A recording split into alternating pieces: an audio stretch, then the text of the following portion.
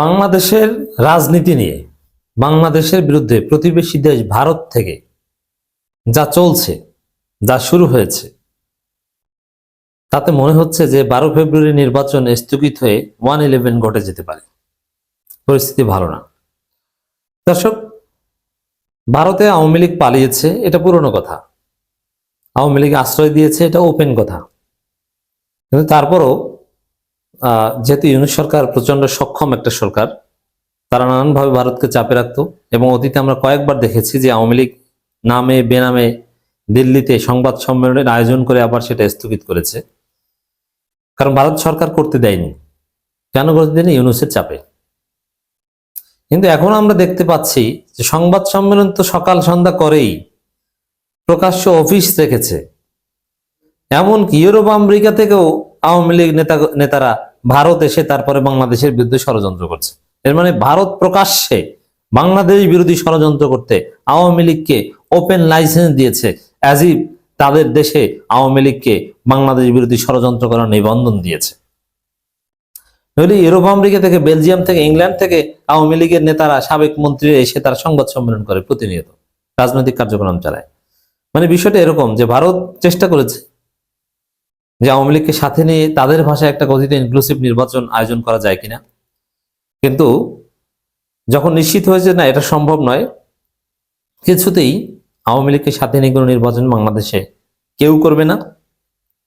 বিএনপির মাধ্যমে অনেক চেষ্টা করেছে, বিএনপিও চেষ্টা করেছে, কিন্তু যখন দেখা গেল যে না আওয়ামী লীগকে সাথে নিয়ে নির্বাচন করা গেল না, তখনই ভারত আওয়ামী লীগকে নিবন্ধন দিয়েছে যে তোমরা যা ইচ্ছা তা করো ভারতের মাটিতে বসে। এখন ভারত যে চেষ্টা করছে এবং মোদী সরকার সরাসরি তাকে সহায়তা করছে তাদেরকে, যে 12 তারিখ নির্বাচনে যেহেতু আওয়ামী লীগ নাই এবং গণভোট যেহেতু আওয়ামী লীগকে আজীবনের মতো নিষিদ্ধ করে দিবে, অতএব ঠেকাও 1/11 তৈরি করো। এই জন্য যা করা দরকার করো। বিবিসি বাংলার একটা রিপোর্ট, আওয়ামী লীগ নেতারা ভারতের দিল্লিতে কেন বারবার সংবাদ সম্মেলন করছেন এবং সে সংবাদ সম্মেলনে সাবেক মন্ত্রীরা থাকে, ইংল্যান্ড থেকে লোক আসে, ফ্রান্স থেকে আসে, বেলজিয়াম থেকে আসে। আমি আসছি ডিটেলস। বাংলাদেশে 1/11 ঘটনার ষড়যন্ত্র। দেখেন, এটা পারবে না। বাংলাদেশে কি হবে আমি বলি। হয় 12 তারিখ জাতীয় নির্বাচন, এবং এটা আমাদের প্ল্যান এ এবং প্রাথমিক প্রধান প্রত্যাশা। 12 ফেব্রুয়ারি জাতীয় নির্বাচন এবং গণভোট দুইটি সুষ্ঠুভাবে হয়ে যাবে, তাহলে তো আলহামদুলিল্লাহ। কিন্তু যদি বিএনপির অপরাজনীতির কারণে জাতীয় নির্বাচন হতে না পারে, তাহলে মিনিমাম গণভোট 12 তারিখ হয়ে যাবে। আর গণভোট হয়ে গেলে বা যদি কোনোটাই নাও হয়, 2006 সালের মতো অন্য কেউ এসে ক্ষমতা দখল করবে, সেনাবাহিনী পর্দার অন্তরাল থেকে ক্ষমতা দখল করবেন, মানে 1/11 ঘটাবেন, এটা হওয়ার কোনো সম্ভাবনা নেই। নির্বাচন যদি না হয়, ইউনূস তার ক্ষমতা কন্টিনিউ করবেন। ইউনূস নিজে যাবেন না, এটা আমরা নিশ্চিত হয়েছি। এবং তিনি ওই সাথে সাথে অন্য নির্বাচন দিয়ে দিবেন। স্থানীয় সরকার নির্বাচনে পুরো জাতি রেডি হয়ে যাবে, স্থানীয় সরকারের দামামা বেড়ে যাবে। 1-1.5 সপ্তাহের মধ্যে দেখবেন। জাতীয় নির্বাচন 12 তারিখ না হলে পরের শুক্রবার শনিবার থেকেই শুনবেন, বৃহস্পতিবার থেকে, সরি বৃহস্পতিবার তো 12 তারিখ, পরের বৃহস্পতিবারই শুনবেন যে স্থানীয় সরকার নির্বাচন। কারণ বৃহস্পতিবার সাধারণত উপদেষ্টা পরিষদের গুরুত্বপূর্ণ সিদ্ধান্তগুলো হয়। অতএব 1/11 এটা হবে না, কিন্তু চেষ্টা করছে। টেনশনের কিছু নেই। 12 তারিখ নির্বাচন না হলেই অঘটন ঘটে যাবে না। এখানে জামাত এনসিপি আঙ্গুল চুষবে না। 1/11 তাদের চোখের সামনে ঘটবে না। সেনাপ্রধান যদি কোনো কিছু ঘটানোর চেষ্টা করে, ক্যান্টনমেন্টে ঈদ থাকবে না, ট্যাঙ্কের নাট বল্টু আমাদের ছেলেরা ধোলাই খালে নিয়ে বিক্রি করবে। অতএব উদ্বেগের কিছু নেই, কিন্তু ষড়যন্ত্র চলছে, এই বিষয়ে সতর্ক থাকতে হবে। আমরা খবরটা একটু বিশ্লেষণ করি দর্শক। ভারতের দিল্লি প্রেস ক্লাব অব ইন্ডিয়ায় গত শনিবার ক্ষমতাসীন, দেখেন প্রেস ক্লাব অব ইন্ডিয়া একদম সেন্ট্রাল জায়গায়, এর মানে ভারতের রেজিস্টার্ড পলিটিক্যাল পার্টিগুলো একদম অল ইন্ডিয়া ইস্যুতে যেভাবে সংবাদ সম্মেলন করে স্পেস পায়, আওয়ামী লীগকে ওইভাবে স্পেস দিচ্ছে সাউথ ব্লক। কেন? মোদী সরকার দিচ্ছে। বিশেষ করে পররাষ্ট্র মন্ত্রণালয়, সাউথ ব্লক অধিভুক্ত যে মন্ত্রণালয়গুলো, তারা এগুলো অপারেট করছে।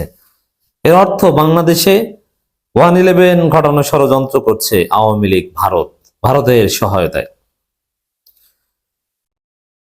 আহ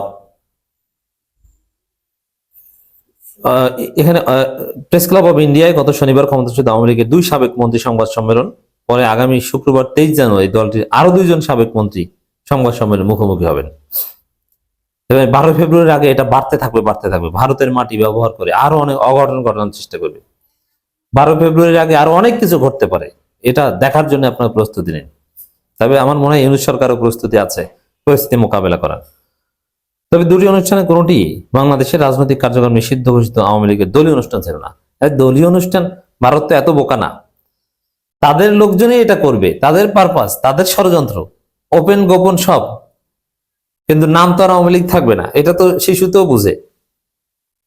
নাম তো ভিন্ন নাম দিবে, কে না বুঝে, যেহেতু বাংলাদেশের দল। ভারতের ভিতরের বাস্তবতাও তো তাদের মাথায় রাখতে হবে। আওয়ামী লীগের জন্য, আওয়ামী লীগকে আশ্রয় দেওয়ার জন্য ভারত তাদের নিজেদের আইন লঙ্ঘন করেছে। যদি কেউ ভারতে ইমিগ্রেশন প্রসেস যথাযথভাবে সম্পন্ন না করে ঢুকে বর্ডার ক্রস করে, তাহলে সেটা অনুপ্রবেশের দায়ে প্রথম হচ্ছে তাকে অ্যারেস্ট করবে, তারপরে জেল হবে 5 বছর, 6 বছর, 7 বছর, যেরকম সুখরঞ্জন বালির ক্ষেত্রে কিংবা সালাউদ্দিন আহমেদের ক্ষেত্রে হয়েছিল। কিন্তু দর্শক, এখানে আমরা দেখতে পাচ্ছি যে আওয়ামী লীগের হাজার হাজার নেতাকর্মী বর্ডার ক্রস করে ঢুকেছে সরকারের নাকের ডগায়। সরকার তাদেরকে থাকতে দিয়েছে, তাদেরকে অবৈধ অনুপ্রবেশের দায় গ্রেপ্তার করবে। মানে ভারত তাদের নিজেদের আইনই মানে না। আওয়ামী লীগ তাদের কাছে এত প্রিয়, আর সেই ভারতের খপ্পরে পড়েছে বিএনপি। এখানে আওয়ামী লীগ, ভারত যে ষড়যন্ত্র করছে এর সাথে বিএনপি জড়িত থাকতে পারে, এটা হচ্ছে আমাদের জন্য সবচেয়ে বড় উদ্বেগের জায়গা। দুটি ভিন্ন সংগঠন আয়োজন করেছে এসব সংবাদ সম্মেলনে। গত শনিবার সংবাদ সম্মেলনে হাজির ছিলেন সাবেক পররাষ্ট্রমন্ত্রী হাসান মাহমুদ ও সাবেক শিক্ষামন্ত্রী মহিবুল হাসান চৌধুরী নওফেল। আগামী শুক্রবার আলোচনা সভায় আবারও মিস্টার নওফেলের হাজির থাকার কথা আছে। সঙ্গে থাকবেন কথার সাবেক মন্ত্রী মোহাম্মদ আলী আরাফাতের। এবং এই যে আরাফাত হাসান মাহমুদ, এরা কিন্তু গ্রেপ্তার হয়েছিল, সেনাবাহিনী তাদেরকে সেফ এক্সিট দিয়েছে। পুলিশের সেই মনিরুলদের সেফ এক্সিট দিয়েছে সেনাবাহিনী। অতএব বাংলাদেশের বিপ্লব অপূর্ণ, অনেক কিছুই করতে হবে। তো 12 ফেব্রুয়ারি নির্বাচন না হলে মনে হয় বিপ্লবটা পরিপূর্ণ হবে। ইউনূস সরকার এই বিপ্লবটা পরিপূর্ণ করে দিয়ে যাবেন। আর নির্বাচন হলেও যেহেতু সুষ্ঠু নির্বাচন হবে, ক্ষমতা যেহেতু আসবে বিপ্লবের পক্ষের জামাত এবং এনসিপি, বিপ্লব তখন আরো টেকসই ভাবে কায়েম হবে। দিল্লির প্রেস ক্লাবে আয়োজিত অনুষ্ঠানটি ছিল 2024-এর 5ই আগস্টে শেখ হাসিনা সরকারের পতনের পরে ভারতের মাটিতে আওয়ামী লীগ নেতাদের প্রথম সংবাদ সম্মেলন। তাহলে এতদিন দেয়নি, 1.5 বছর যাবৎ করতে দেয়নি ভারত সরকার, এখন করতে দিয়েছে। এর মানে এখন সিরিয়াস ষড়যন্ত্র শুরু করেছে। নির্বাচন ঘনিয়ে আসছে, আর 1/11 ঘটানোর ষড়যন্ত্র ভারত জোরালো ভাবে করছে। এটা দেবালোকের স্পষ্ট হয়ে গেল। অতএব আমাদের জন্য জরুরি সতর্কবার্তা।